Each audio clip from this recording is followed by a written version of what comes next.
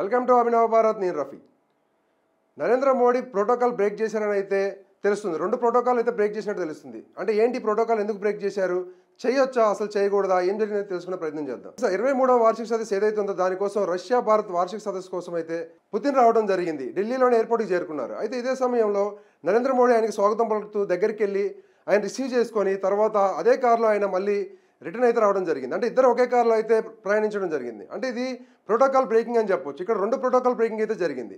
Protocol ప్రకారం ఎవరు రావాలంటే ఎవరైనా విదేశాంగ మంత్రి కానీ ఎవరైనా సీనియర్ అధికారి ఎవరైతే ఉంటారో వాళ్ళు మాత్రమే వెళ్ళి రిసీవ్ చేసుకోవాలి. ఎవరైనా ప్రెసిడెంట్లు ఎవరైనా ఇతర దేశాల నుంచి వస్తుంటే అక్కడ ఏం జరిగిందంటే నరేంద్ర మోడీ డైరెక్ట్గా వెళ్ళి రిసీవ్ చేసుకోవడం జరిగింది. అంటే ఇలా చేయడం అనేది ప్రోటోకాల్ బ్రేక్ చేసినట్లే. ఇంకో విషయం ఏం జరిగిందంటే ఒకే కారులో ప్రయాణించారు.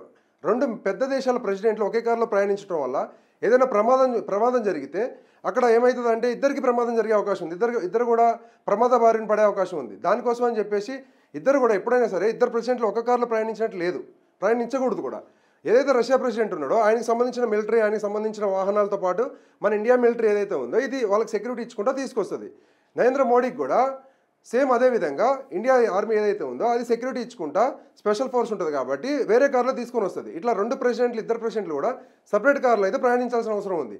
ఒకే కారులో ప్రయాణించడం వల్ల ప్రమాదం ఏదైనా జరిగితే అనుకోకుండా ఏదైనా ప్రమాదం జరిగితే వాళ్ళిద్దరు కూడా ఒక్కసారి గాయపడే అవకాశం ఉంది. రెండు దేశాలు అల్లకొల్లం అవుతాయి కాబట్టి దీనికి సంబంధించి దానికైతే ప్రోటోకాల్ బ్రేక్ చేసినట్లయితే తెలుస్తుంది. అంటే ఎందుకు ప్రోటోకాల్ బ్రేక్ చేశారు, ఇలా చేయొచ్చా అంటే చేయకూడదు, చేయొచ్చు. రెండు ఆన్సర్లు ఉన్నాయి. ఎందుకు చేయొచ్చు అనేది చూసుకుంటే నరేంద్ర మోడీ గారికి ఏంటంటే ప్రెసిడెంట్ ఎవరైతే పుతిన్ ఉన్నారో అతనంటే ప్రేమ, ఇష్టం. ఎందుకంటే మన దేశానికి ఎంతో హెల్ప్ చేసింది రష్యా. ఇప్పటికీ కూడా దాదాపుగా ఇంతకుముందు 75% మనకి ఏదైతే ఆయుధాలు ఉన్నాయో ఆ ఆయుధాలు మొత్తం కూడా డిఫెన్స్ సంబంధించిన ఆయుధాలు మొత్తం కూడా మనం రష్యా నుంచే ఇంపోర్ట్ చేసుకునేవాళ్ళం. ఇప్పుడు కొంచెం తగ్గింది. ఇప్పుడు 30-40% అయితే రష్యా నుంచి ఇంపోర్ట్ చేసుకున్నాం. కానీ మనం భారత కష్టకాలంలో ఉన్నప్పుడు మనకి ఎవరైనా నిలబడతారు అంటే ఫస్ట్ దేశం వచ్చేసి రష్యా అని చెప్పుకోవచ్చు. అంటే నరేంద్ర మోడీ ఏం చేశారంటే ఆయనకి మన దేశాన్ని ప్రేమించే వాళ్ళు ఎవరైనా మనం ప్రేమిస్తాం కాబట్టి మన దేశం అంటే ఇష్టం వాళ్ళకి. రష్యా ప్రజలకు ఇష్టము, రష్యాకి ఇష్టము, రష్యా ప్రెసిడెంట్ ఎవరైతే ఉన్నారో పుతిన్ కూడా ఇష్టము. కాబట్టి వాళ్ళని మనం రిసీవ్ చేసుకోవాలని ఆయన ఒక మంచి దృక్పథంతో అయితే ఆయన వెళ్ళి రిసీవ్ చేసుకోవడం జరిగింది డైరెక్ట్గా. అది ప్రోటోకాల్ బ్రేక్ చేసినట్టు. బట్ ఏంటంటే అది మన దేశానికి ఆ దేశానికి కూడా ఒక మంచి సంబంధాన్ని మేల్కొల్పుతుంది. ఇక్కడ నరేంద్ర మోడీ చేసింది కూడా తప్పనైతే చెప్పలేము, కానీ ప్రోటోకాల్ పరంగా అయితే బ్రేక్ చేశారనేది చెప్పొచ్చు.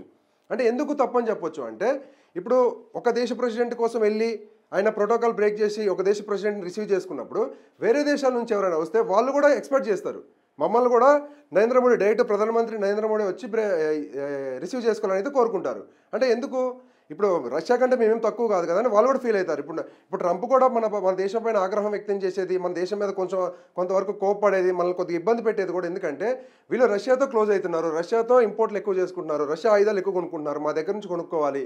డైరెక్ట్గా ప్రధానమంత్రి వెళ్ళి, అంటే ఒక భారత ప్రధాని అంటే ప్రపంచం మొత్తం కూడా ఒక వన్ సైడ్ చూసేస్తుంది. ప్రధానమంత్రి ఏదైనా చిన్న ఇష్యూ జరిగినా సరే అంటే ప్రపంచ దేశాల మొత్తం కూడా నరేంద్ర మోడీ సైడే చూస్తుంది. ఎందుకంటే పెద్ద దేశం భారతదేశం అనేది ప్రపంచంలో పెద్ద దేశం, పవర్ఫుల్ కంట్రీ మనది. మనం ఏంటంటే ఎవరి జోలికి వెళ్ళాం, బట్ మన దగ్గరికి ఎవరైనా వస్తే మాత్రం ఊరికిన పరిస్థితి ఉండదు. మన చాలా బలమైన దేశం. కాబట్టి ఇంత బలమైన దేశానికి నాయకుడిగా ఉన్న నరేంద్ర మోడీ వేరే దేశ ప్రధాని వచ్చినప్పుడు ఆయన డైరెక్ట్గా వెళ్ళి కలవడానికి వెళ్ళాలి అంటే చాలా ఆలోచించాలి. ఎవరైనా సాధారణంగా ఎవరు వెళ్తారంటే విదేశాంగ మంత్రి రిసీవ్ చేసుకోవటం, లేదంటే క్యాబినెట్లో అంటే సెంట్రల్ గవర్నమెంట్లో ఉన్న ఒక పెద్ద అధికారి ఎవరైతే ఉంటారో వాళ్ళు రిసీవ్ చేసుకుంటూ ఉంటారు. ఇప్పుడు రష్యా ప్రెసిడెంట్ ఎవరైతే ఉన్నారో పుతిన్ రిసీవ్ చేసుకోవడానికి డైరెక్ట్గా మోడీ వెళ్ళడం వల్ల వేరే దేశాల వాళ్ళకి కొంతవరకు గిల్టీ ఫీల్ అవుతున్నారు వాళ్ళు. అంటే ఇప్పుడు రష్యా ప్రెసిడెంట్ని మోడీ రిసీవ్ చేసుకున్నప్పుడు మమ్మల్ని కూడా రిసీవ్ చేసుకోవాలి కదా, ఎందుకు రిసీవ్ చేసుకోవాలనే ఒక క్వశ్చన్ కూడా వాళ్ళలో ఉంటుంది. అయితే దీనివల్లనే ప్రోటోకాల్ బ్రేక్ అయిందని అయితే చెప్పుకోవచ్చు. ఇంకో విషయం ఏంటంటే ఒకే కారులో ప్రయాణించడం అనేది చాలా ప్రమాదకరం.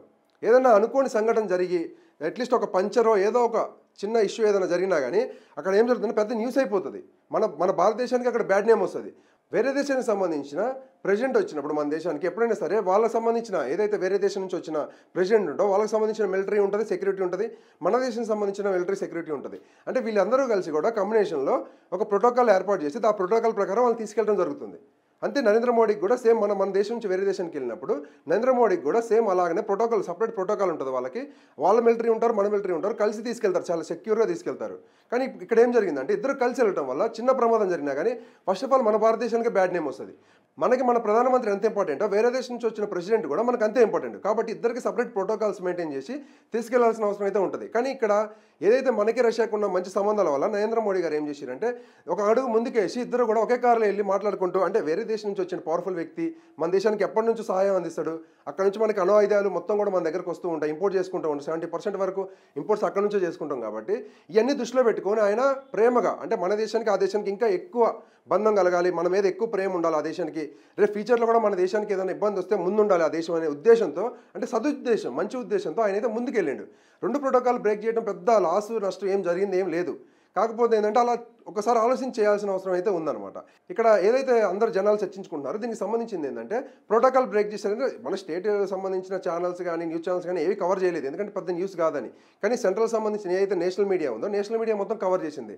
ప్రోటోకాల్ బ్రేక్ చేశారని అయితే హెడ్లైన్స్ వేస్తూ ఉంది. అంటే ప్రోటోకాల్ బ్రేక్ చేశారు అంటే ఆయన ఎందుకు సదుద్దేశంతో చేశారు, అంతేగాని ఒక బ్యాడ్ ఇంటెన్షన్తో చేయలేదు, గుడ్ ఇంటెన్షన్తో. మన దేశానికి వేరే దేశానికి పవర్ఫుల్ దేశం పవర్ఫుల్ ప్రెసిడెంట్ వస్తుండు, మన ఇద్దరి మధ్య సంబంధాలు అంటే ఫ్యూచర్లో ఇవాళ నరేంద్ర మోడీ ఉంటారు, వేరే ఆయన ఉంటారు ప్రధానమంత్రి, కానీ మన దేశానికి వేరే దేశానికి మధ్య మంచి సంబంధాలు ఉండటం వల్ల మన జనరేషన్ నెక్స్ట్ జనరేషన్ మొత్తం నెక్స్ట్ ఏదైతే ఫ్యూచర్ ఉందో ఫ్యూచర్ మొత్తం కూడా మనకు సపోర్ట్గా ఉంటుంది అనే ఉద్దేశంతో ఆయన ముందుకెళ్ళిండు. ఈ ప్రేమ అనేది వాళ్ళ దేశం మొత్తం కూడా అనుకుంటారు, అరే మన దేశ ప్రధాని మన దేశ ప్రెసిడెంట్ ఎవరైతే వెళ్ళారో భారతదేశానికి, అక్కడున్న పవర్ఫుల్ లీడర్ అయిన పవర్ఫుల్ వ్యక్తి అయిన భారతదేశంలో నరేంద్ర మోడీ వచ్చేసి మనల్ని రిసీవ్ చేసుకుంటాం మన ప్రెసిడెంట్, కాబట్టి మనం లాయల్గా ఉండాలి ఆ దేశానికి అని అక్కడ ప్రజలు భావిస్తారు, అక్కడ గవర్నమెంట్ భావిస్తుంది, అక్కడ ఉన్న ప్రెసిడెంట్ కూడా భావిస్తారు. ఎందుకంటే మనం అంత రెస్పెక్ట్ ఇచ్చాం వాళ్ళకి, వాళ్ళు కూడా అంతే రెస్పెక్ట్ ఇస్తారు మనకి. కాబట్టి ఏదైతే మంచి ఉద్దేశంతో చేశారు కాబట్టి ఇది పెద్ద విషయం అయితే కాదు. కానీ నేషనల్ మీడియా ఏదైతే ఉందో అది కొంచెం ఫోకస్ చేసినట్లయితే అనిపిస్తుంది. మన స్టేట్కి సంబంధించిన మీడియా అయితే అంత ఏదైతే లోకల్ ఛానల్స్ ఉన్నాయో ఇవేమీ అంత పట్టించుకోలేదు, కానీ నేషనల్ మీడియా అయితే ఫోకస్ చేయడం వల్ల అది ఇంటర్నేషనల్గా పెద్ద ఏమంటారు వేరే దేశాల్లో కూడా అది న్యూస్ అయిపోయింది అనమాట. కానీ దీనివల్ల మనకు వచ్చిన నష్టం ఏం లేదు, మనకి ఇంకా బెనిఫిట్ జరిగింది. దీనివల్ల నరేంద్ర మోడీ గారు తీసుకున్న డిసిషన్ వల్ల మనకి రష్యాకి మంచి సంబంధాలు, పుతిన్ మన మీద రెస్పెక్ట్ పెరగడం, మనకి వాళ్ళకి ఏదైతే డీల్స్ ఉన్నాయో ఆయుధాలకు సంబంధించిన డీల్స్ ఇవన్నీ కూడా మంచి డీల్స్ కూడా అయ్యే అవకాశం ఉంది. కాబట్టి మనం దీన్ని అయితే తప్పుపడాల్సిన అవసరం లేదు. 99% ఆయన చేసింది అయితే మంచి ఉద్దేశం కాబట్టి 1% అది ఒకసారి ప్రోటోకాల్ చూసుకోవడం మంచిది. Thank you.